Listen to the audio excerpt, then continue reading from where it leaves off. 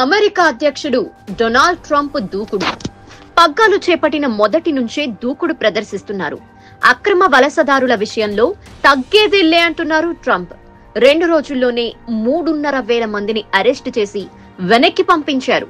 దీంతో సరైన పత్రాలు లేకుండా అమెరికాలో ఉంటున్న లక్షల మంది వణికిపోతున్నారు.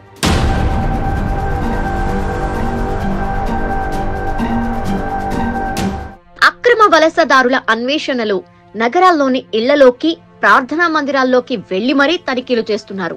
అక్రమ వలసదారుల్ని గొలుసులతో బంధించి చేతులకు బేడీలు వేసి అమానవీయంగా సైనిక విమానం ఎక్కిస్తున్న దృశ్యాలు సోషల్ మీడియాలో వైరల్ అయ్యాయి.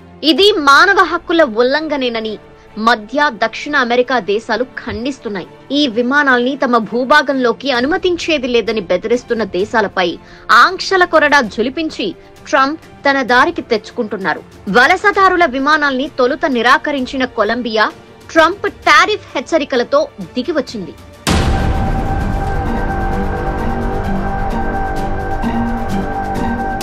F1 వీసాల ఆధారంగా వివిధ దేశాలకు చెందిన లక్షలాది విద్యార్థులు వణికిపోతున్నారు.